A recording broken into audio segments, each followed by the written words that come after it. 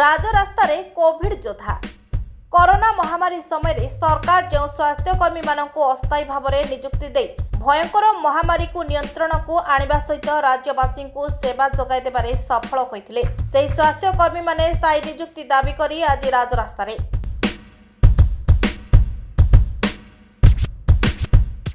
आमी आमर Covid virus आसला आम देश को आम राज्य को आमे से आगे आसलु कोविड-19 दीदी माने देश सेवा कर राज्य सेवा करमर लोक मान सेवा करने तेणुक आम आगे आसलु आम देश राज्य नाकाबंदी थी आम पिला छुआ संसार छाड़ी आम पलि आसलु सेवा करने हेल्थ डिपार्टमेंट को। तेणुक आमको कोविड-19 वर्षे कर वैक्सीनेशन ड्यूट करूँ आम दीर्घ 3 वर्ष है कम कलु हेल्थ डिपार्टमेंट तापर आम से आमको रिटेजेट ऑर्डर आसला से आम धारणा बसी आसु आज पर्यंत है किंतु गवर्नमेंट आमको से पर्यंत आज दीर्घ 15 वर्ष है पोस्ट बाहर कर नाला। तेणुक आमको कोविड-19 आमको सब देते ड्यूटी करने जॉब करने से आम जो दुख कष्ट परिवार को छाड़ी आसलु से गोटा ही आम फिल करमको स्थायी नियुक्ति सरकार दिंतु। शुणु एटा आमर 2021 मसीह 11 थर है धारणा आपको लगे 11 थर आम 11 थर धारणा कर सारूँ। सरकार आमको सेमती प्रतिश्रुति दौरान कहते हाँ तुम किसी किंतु किसी हो ना आटा हूँ आम लास्ट जो धारणा कर चतुर्थ दिन आज बुधवार स्टार्ट होता चतुर्थ दिन आम मैंने कोविड-19 कोरोना समय आम हेल्थ वर्कर मेल फीमेल आम बहुत पिला आधे से जो समय थिला से समय तो सरकार आमको सेमती इमरजेंसी रे नहीं थिले आ वैकेंसी एग्नेस्ट आमको नहीं थिले जोड़ा वैकेंसी थिला वैकेंसी ये आम सब रही जॉइन करूँ 6 मास कलु वर्षे कलु 3 वर्ष आम कंटिन्यू काम कर 3 वर्ष कंटिन्यू आम पूरा करूँ कोविड रे सरकार आमको आमर जितेबाला आम 3 वर्ष कंटिन्यू कलु तापर फास्ट सरकार कौन कले जे फास्ट आम जो रही प्रथम 25% रखिकी 75% काढ़िले ये गोटे नोटिफिकेशन है नोटिफिकेशन है 25% पुणी चेंज होगा 60% रखिले 40% काढ़िले एमती है पिला बारंबार डिसएंगेजमेंट है पुणी एंगेज है एमती है कंटिन्यू 3टा फेज रे आम काम कलु लास्ट 2000 माने 3 वर्ष पूरा टोटाल कंटिन्यू है आम 11 थर को लगे धारणा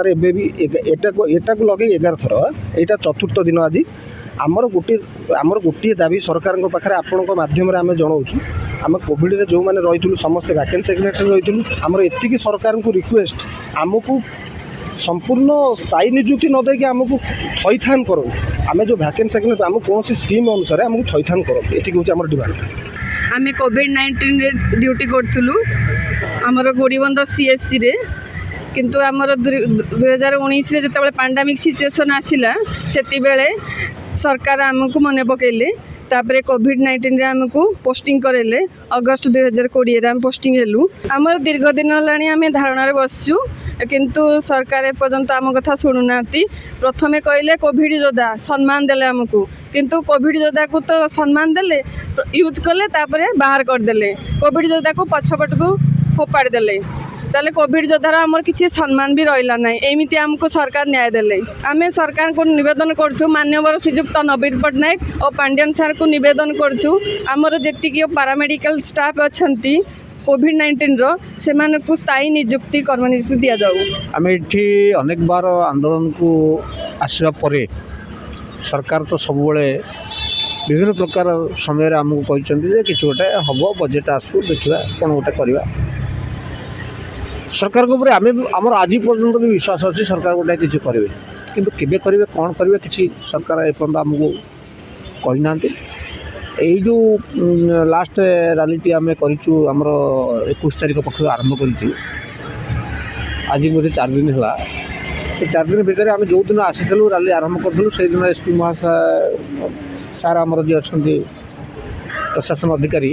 जरिए आम जाइलु आमको डाकिकी नहीं गोटे डिस्कस पाई आम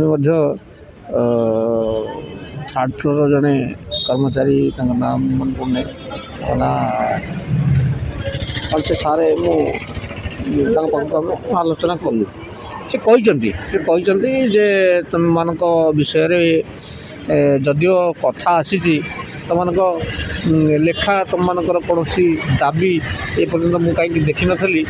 ଆଉ ଯଦି ଏଇ କାଗଜଟା ତୁମେ ମୋତେ ଦେଇଛ ଏଇଟା ଦେଖିଛି ମୁଁ ଏଥିରେ ତୁମର ଏତେ କିଛି ଇଏ ନାହିଁ,